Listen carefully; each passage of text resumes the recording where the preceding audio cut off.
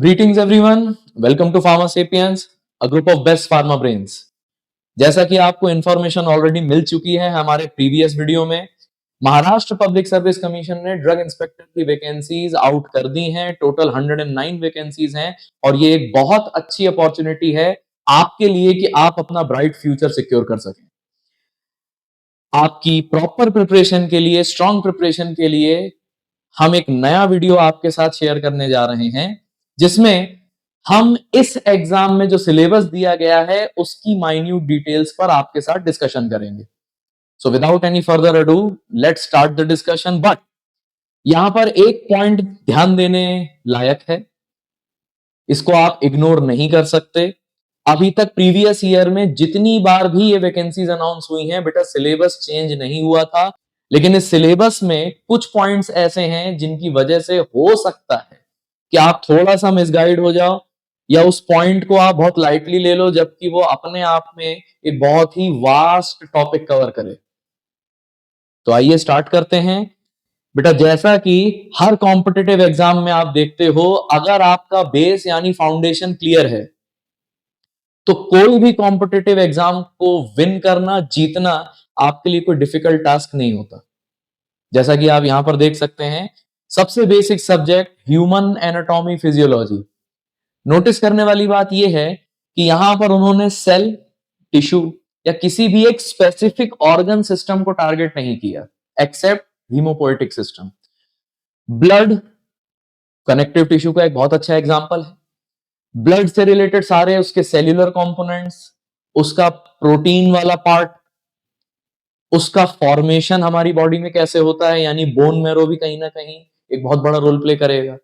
उससे रिलेटेड सारी इंफॉर्मेशन आपके माइंड में क्लियर होनी चाहिए। अगर आप इन पॉइंट्स को ध्यान से देखेंगे तो ब्लड का कोएगुलेशन यानी कोएगुलेंट, एंटी कोएगुलेंट, ड्रग्स किस तरीके से काम करती हैं, अगर आप इस पॉइंट को कवर कर लेते हो तो यही पार्ट आगे चल के आपको फार्माकोलॉजी के पॉइंट्स में भी आपकी हेल्प करेगा। इंडियन फार्माकोपिया के अकॉर्डिंग होल ब्लड कॉम्पोजिशन कैसी होनी चाहिए, इसके बारे में आपको पता होना चाहिए। हमारी इंडियन गवर्नमेंट के अकॉर्डिंग अलग अलग ब्लड ग्रुप्स की कलर कोडिंग कैसे की जाती है, कई बार उस पर क्वेश्चन आ चुके हैं। तो ये बहुत ही बेसिक पार्ट है। एंड अगेन, बेस अगर आपका स्ट्रांग है तो आपके लिए कोई कॉम्पिटिटिव एग्जाम्स को विन करना, जीतना कोई बहुत मुश्किल बात नहीं। अगर हम नेक्स्ट टॉपिक पे आए, पैथोफिजियोलॉजी, यहां पर आप देख सकते हो सेक्सुअली ट्रांसमिटेड डिजीज, एचआईवी के बारे में उन्होंने कहा है। लेकिन अगेन इस एक लाइन को देख के मिसगाइड मत होइएगा। जितने भी गवर्नमेंट एग्जाम होते हैं हमेशा ध्यान रखिएगा, उनमें ऐसी डिजीजेस के बारे में क्वेश्चंस जरूर आते हैं जो कि आज या पुराने टाइम्स में इंडिया में प्रेवलेंट रह चुकी हैं। फिर चाहे वो मलेरिया हो, ट्यूबरकुलोसिस हो, आपका एचआईवी हो, पोलियो हो, या अभी बड़ा रिसेंट कोविड-19 हो। उससे रिलेटेड पैथोफिजियोलॉजी, उसका कॉजेटिव एजेंट, किस तरीके से बॉडी में उनका किसी एक कॉजेटिव एजेंट का मल्टीप्लिकेशन होता है, ये पैथोफिजियोलॉजी आपको क्लियर होनी चाहिए। यहां से कई बार क्वेश्चंस आते हैं, बड़े माइन्यूट पॉइंट्स हैं लेकिन ध्यान देने वाले पॉइंट्स हैं। अगर हम फार्माकोलॉजी के सिलेबस को देखें, काफी वास्ट सब्जेक्ट है बेटा, लेकिन उसको उन्होंने 6 से 7 लाइन में कंसाइज फॉर्म में आपके सामने रख दिया। अगेन धोखा मत खाइएगा, आप इसकी अगर पहली लाइन को ही देखें, लिखा हुआ है फैक्टर्स मॉडिफाइंग ड्रग एक्शन, मतलब सिंपली पुट पूरा फार्माकोकाइनेटिक्स आपको स्टडी करना है। Absorption, distribution, metabolism, excretion, coagulant, anti coagulant drugs जिसमें वारफेरिन, हेपेरिन, विटामिन के से रिलेटेड जो कंपोनेंट्स होते हैं उनके बारे में क्वेश्चन आ सकता है, उनके मैकेनिज्म ऑफ एक्शन पे क्वेश्चन आ सकता है। एनएसएआईडी जिसमें एनाल जैसे एक एंटीपायरेटिक ड्रग्स होती हैं, उनका adverse effect, mechanism of action, ये सारी चीजें आपके लिए बहुत ज्यादा जरूरी है याद रखने के लिए। इनमें कई बार क्वेश्चन आया है और बहुत ज्यादा चांसेस है कि इस बार भी वो उन क्वेश्चंस पे फोकस करें। अगर आप यहां पर नोटिस करो तो उन्होंने कीमोथेराप्यूटिक एजेंट्स दे दिए। अब इसमें एंटीबायोटिक्स भी आ जाएंगे, एंटीवायरल ड्रग्स भी आएंगी, एंटी फंगल ड्रग्स भी आएंगी, एंटी कैंसर ड्रग्स भी आ जाएंगी। तो जैसा कि मैंने आपको बताया, ड्रग्स का मैकेनिज्म ऑफ एक्शन, ड्रग्स का एडवर्स इफेक्ट, और कौन सी ड्रग किस टाइम पर ट्रीटमेंट के लिए यूज की जानी चाहिए, पेशेंट की क्या कंडीशन है, और उस कंडीशन के अकॉर्डिंग सबसे अप्रोप्रिएट ड्रग्स आप क्या यूज करेंगे। कई बार ऐसे क्वेश्चन भी आए हुए हैं। अब यहां पर आपको परेशान नहीं होना है। फार्मा सेपियंस के साथ अगर आप हैं तो ये सारी डिटेल्ड इंफॉर्मेशन, क्वालिटी एजुकेशन हम आपको प्रोवाइड करवाएंगे। आपको यहां पर पब्लिसिटी के अलावा हर चीज मिलेगी, और जितना आप एक्सपेक्ट करते हैं उससे ज्यादा ही मिलेगी। एक्सप्लेनेशन की टेंशन आपको नहीं लेनी है, आपकी क्लासेस की टेंशन आपको नहीं लेनी है। सारे लेक्चर्स डिटेल्ड इंफॉर्मेशन के थ्रू आपको प्रोवाइड किए जाएंगे, ताकि आप अपनी प्रिपरेशन सही तरीके से आगे बढ़ा सकें। अब अगर हम ड्रग के इफेक्ट को स्टडी करते हैं बॉडी पे, दैट इज फार्माकोलॉजी। वहीं अगर ड्रग के टॉक्सिक इफेक्ट की स्टडी की बात आती है, दैट इज टॉक्सिकोलॉजी। यहां पर जैसा कि आप देख सकते हो कि उन्होंने पॉइजन की कैटेगराइजेशन यानी क्लासिफिकेशन पर थोड़ा सा ज्यादा फोकस किया है। एनिमल डिराइव्ड पॉइजन होते हैं, जैसे स्नेक वेनम हो गया आपका। प्लांट डिराइव्ड कई पॉइजन्स होते हैं, फॉर एग्जांपल सबसे फेमस आपने सुना हुआ डेक्स्ट्रोट्यूबोकुरेरिन। आपने स्ट्राइकनीन के बारे में सुना, नक्स वोमिका प्लांट से मिलता है। तो इस तरीके के क्लासिफिकेशन आपको पता होना चाहिए। हैवी मेटल्स की भी पॉइजनिंग हो सकती है, ये क्वेश्चंस कई बार पूछे जाते हैं। और अगर पॉइजनिंग हो गई तो उसको ट्रीट करने के लिए आप कौन से चिलेटिंग एजेंट्स, कौन से एंटीडोट्स का यूज करेंगे, ये आपको पता होना चाहिए। डेस्पेरोक्सामाइन का क्या रोल होता है, BAL का रोल क्या होता है, EDTA कहां यूज होगा। ये बहुत ही स्पेसिफिक पॉइंट्स हैं जो हम कंसाइज तरीके से आपके साथ शेयर कर रहे हैं, ताकि आपकी प्रिपरेशन सही तरीके से चल सके। Coming on to our next part of the syllabus, microbiology में ये दो वर्ड्स, स्टरलाइजेशन प्रोसीजर, इसको देख के अगेन मिसगाइड मत होइएगा। स्टरलाइजेशन प्रोसीजर तो बेटा कई टाइप के होते हैं। थर्मल स्टरलाइजेशन होता है, नॉन थर्मल स्टरलाइजेशन होता है। थर्मल में भी dry heat sterilization, moist heat sterilization, filtration sterilization, radiation sterilization, chemical sterilization. इन सभी स्टरलाइजेशन मेथड्स का, डिसइंफेक्शन मेथड्स का, मैकेनिज्म ऑफ एक्शन। स्टरलाइजेशन की बात करें तो उसमें आप इंडिकेटर्स कौन कौन से यूज करेंगे, टेम्परेचर कौन सा होना चाहिए, से फॉर एग्जांपल ऑटोक्लेव का 121 डिग्री सेल्सियस 15 मिनट 15 LBS का प्रेशर। ये बहुत फेमस पॉइंट्स हैं जिनसे क्वेश्चन कई बार पूछे जा चुके हैं। उन्होंने कहीं पर ये नहीं लिखा है कि भाई आपको बैक्टीरिया, वायरस या फिर फंगस या प्रोटोजोआ की मॉर्फोलॉजी पढ़नी है, लेकिन उन्होंने बहुत समझदारी से pathogenic organism of common occurrence दे दिया। यानी आपको वो सभी पैथोजेनिक ऑर्गेनिज्म के बारे में पता होना चाहिए जो डिजीज कॉज कर सकते हैं। ऑब्वियसली इस एक लाइन में उन्होंने इनडायरेक्टली आपको बैक्टीरिया, वायरस, फंगस, प्रोटोजोआ सबकी डिटेल्ड इंफॉर्मेशन तैयार करने का एक हिंट दिया है। अगेन वरी करने की जरूरत नहीं है, परेशान होने की जरूरत नहीं है। फार्मा सेपियंस के अगर आप साथ हैं तो आपको क्वालिटी एजुकेशन मिलेगा। ये सारी चीजें आपको बहुत छोटी रुकावटें लगेंगी, छोटे हर्डल्स लगेंगे, अगर आप प्रॉपर और क्वालिटी तरीके से अपनी तैयारी कर रहे हैं। क्लियर?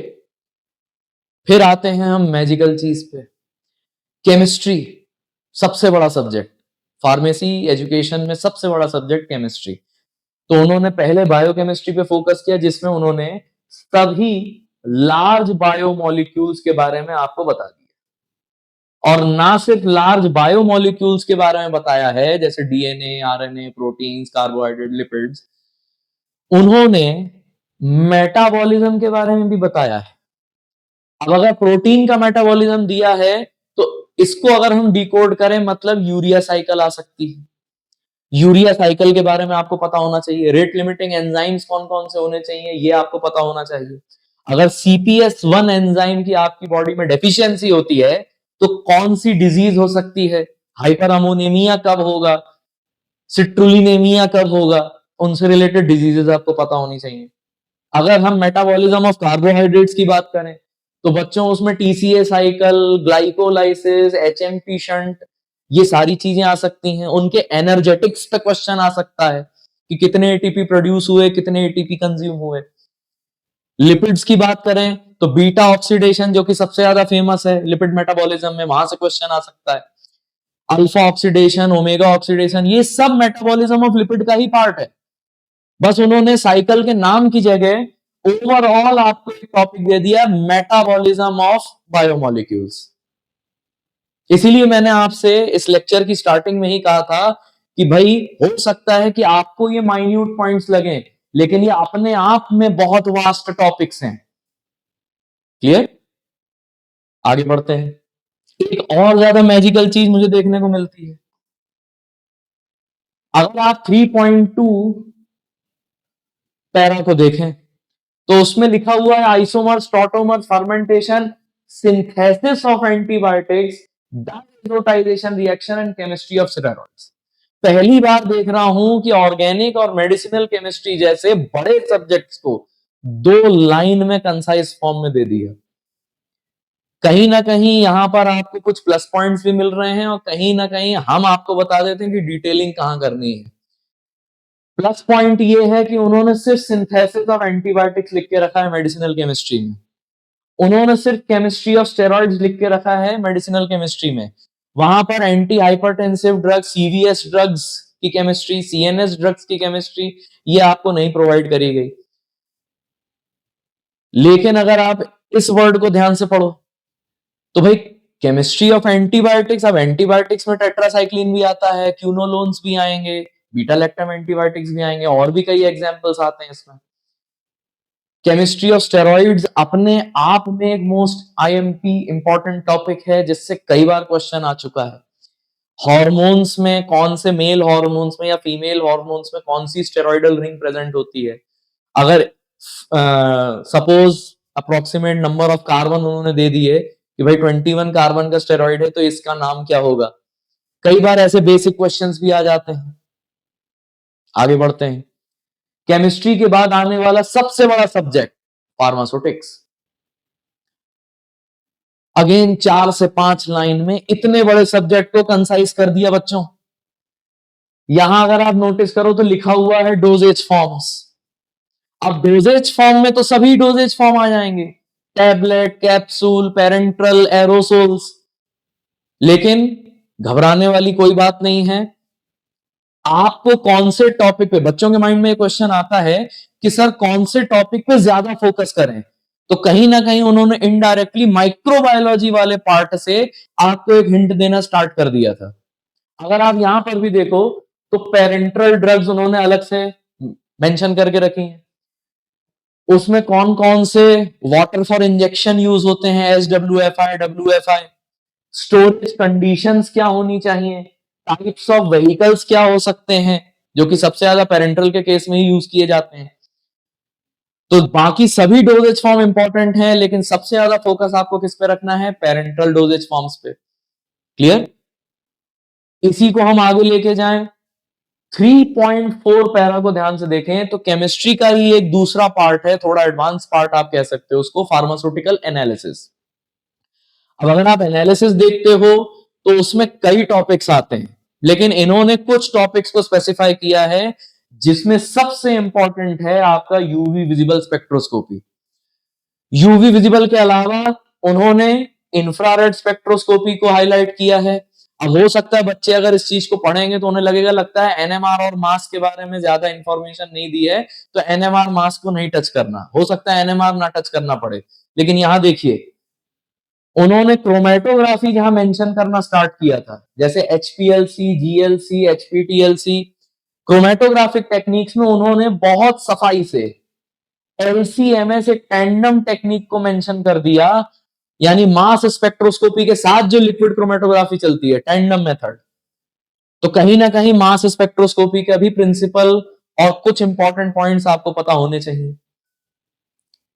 अगर हम सिंपल स्पेक्ट्रोस्कोपी की बात करें तो उन्होंने एब्जॉर्प्शन स्पेक्ट्रोस्कोपी पर बहुत ज्यादा फोकस किया है। अगर आप इसको देखें ध्यान से तो UV visible spectroscopy molecular absorption spectroscopy का एग्जांपल आती है। एटॉमिक एब्जॉर्प्शन स्पेक्ट्रोस्कोपी भी उन्होंने मेंशन करके रखी हुई है। तो अगर हम एनालिसिस को देखें तो हो सकता है एनएमआर को उन्होंने बहुत ज्यादा वेटेज ना दिया हो, लेकिन एमएस यानी मास स्पेक्ट्रोमेट्री सबसे ज्यादा वेटेज यूवी विजिबल और आईआर। और उसके बाद अगर वेटेज जा रहा था सबसे ज्यादा तो वो जाएगा क्रोमेटोग्राफिक टेक्निक्स, जिसमें एचपीएलसी, एचपीटीएलसी, जिसमें कई फेमस इक्वेशंस भी आपकी आती हैं। ग्राफ किस तरीके से बनते हैं, कौन सी स्पेक्ट्रोस्कोपी में कौन सा ग्राफ आता है, बेटा ग्राफ से क्वेश्चन आता है।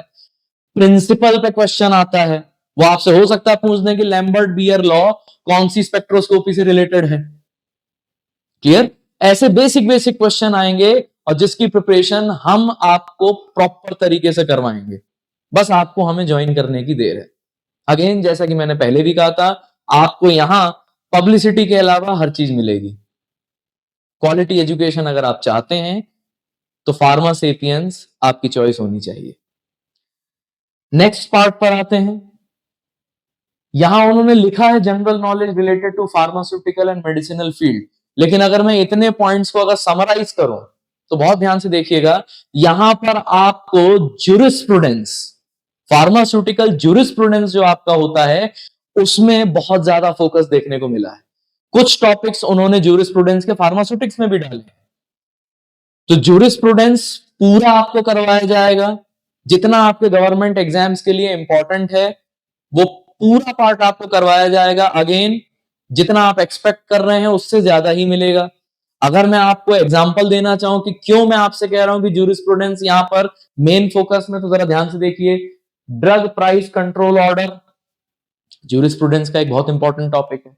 अगर आप यहां पर देखें नार्कोटिक ड्रग्स, उससे रिलेटेड, या नार्कोटिक ड्रग कंट्रोल एक्ट जो है उससे रिलेटेड क्या पनिशमेंट्स होती हैं, क्या रूल्स रेगुलेशंस हैं, इनकी सेलिंग, इनका प्रोडक्शन, इनका कल्टीवेशन करने के लिए हमें कौन कौन से लॉज का ध्यान रखना पड़ता है, इस पे कई बार क्वेश्चन आता है।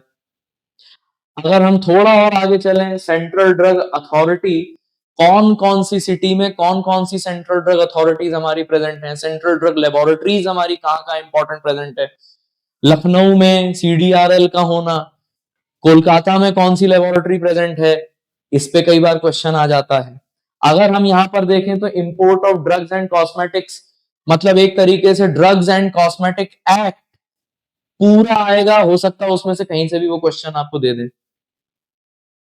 अगर कोग्नोसी से रिलेटेड या हर्बल ड्रग से रिलेटेड कोई पार्ट है तो वो है न्यूट्रास्यूटिकल्स। तो यहां लिखा हुआ है जनरल नॉलेज, लेकिन भरोसा रखिए यहां पर भी मोस्ट इंपॉर्टेंट सब्जेक्ट्स कहीं ना कहीं आपके सामने आपको दिखाई देंगे और उन पे क्वेश्चंस आने के चांसेस भी बहुत ज्यादा हैं। आगे बढ़ते हैं। Again consumer protection act, right to information act, ये पूरी तरीके से ज्यूरिस्प्रूडेंस का ही पार्ट है बच्चों। और फाइनली हम आते हैं intelligence test, that is non technical part, जिसमें रीजनिंग और एप्टीट्यूड से रिलेटेड क्वेश्चन आते हैं, ये पता करने के लिए कि आपकी मेंटल प्रेजेंस कितनी ज्यादा है, बच्चों का प्रेजेंस ऑफ माइंड किस टाइप का है, ये चेक करने के लिए नॉन टेक्निकल पार्ट से भी क्वेश्चन आते हैं। उसके लिए हमारे पास एसएससी सीजीएल क्वालिफाइड फैकल्टीज हैं जो आपकी क्लासेस लेंगी। जितने पेपर्स हमने देखे हैं प्रीवियस ईयर का, जो हमने पैटर्न देखा है, उसमें नॉन टेक्निकल पार्ट को उतना ज्यादा वेटेज नहीं मिलता, लेकिन बेटा जितना भी वेटेज मिलता है उससे ज्यादा ही आपको करवाया जाएगा। Coming on to our next portion, ये हमारे कुछ विनर्स हैं, जैसा कि आप देख सकते हैं, यूपीएससी क्वालिफाइड ड्रग इंस्पेक्टर्स सिडिस्को में गए हुए हमारे candidates, state wise drug inspector में सिलेक्ट हुए कैंडिडेट्स। कहीं ना कहीं एक पॉइंट ऐसा था जब इनकी मेंटल कंडीशनिंग आप ही की तरह थी। फार्मा सेपियंस की जो इनकी चॉइस रही, कहीं ना कहीं वो इनके लिए बेनिफिशियल रही, और हो सकता है कि आप भी आगे चल के इस पोजीशन पे पहुंच सकते हैं। आपको सिर्फ ट्रस्ट करने की जरूरत है, आपको सिर्फ क्वालिटी को चूज करने की जरूरत है। Quality over publicity, producing ranks rather than purchasing them, ये हमारा मोटो है। कुछ और हमारे qualified candidates, the list will always go on and on with each passing year. Finally अगर आप फार्मा सेपियंस को चूज करते हैं अपने बेटर फ्यूचर के लिए, तो आपको कुछ नहीं करना है, कोई थर्ड पार्टी कहीं किसी के पास आपको जाने की जरूरत नहीं है। आपके हाथ में आपके पास मोबाइल है। एंड्रॉइड यूजर्स जितने मेरे बच्चे हैं उनको प्ले स्टोर पे जाके pharma sapiens India online application download करनी है। आपको बेटा अपने मोबाइल नंबर से रजिस्टर करना है, ओटीपी आएगा आपके पास, अपनी इंफॉर्मेशन डालिए, नाम, ईमेल आईडी, सीधा आपको कोर्स का ऑप्शन सिलेक्ट करना है और कोर्स में स्टोर का ऑप्शन आपको दिखेगा, वहां जाके आपको डायरेक्ट कोर्स परचेज कर लेना है। आपकी क्लासेस ऑटोमेटिकली स्टार्ट हो जाएंगी, सारी रिकॉर्डिंग्स आपको अवेलेबल होंगी, आपको कहीं परेशान होने की जरूरत नहीं है। बिल्कुल स्ट्रेट फॉरवर्ड प्रैक्टिस है, स्ट्रेट फॉरवर्ड कंडीशंस हैं जो कि आप बैठे बैठे अपने मोबाइल में कर सकते हैं। जितने मेरे आईफोन के यूजर्स हैं, आपको iOS में जाना है, वहां पर माई इंस्टीट्यूट एप्लीकेशन डाउनलोड कीजिए, आपसे ऑर्गेनाइजेशन कोड पूछा जाएगा, वहां पर आप AVPYO वी फॉर वैन ये कोड डालिएगा। अगेन रजिस्टर योर डिटेल्स, अपनी पूरी डिटेल्स मेंशन कीजिए, स्टोर पे जाइए, कोर्स सिलेक्ट कीजिए, उसको परचेज कीजिए, आपको कहीं किसी से कुछ पूछने की जरूरत नहीं है। And lastly,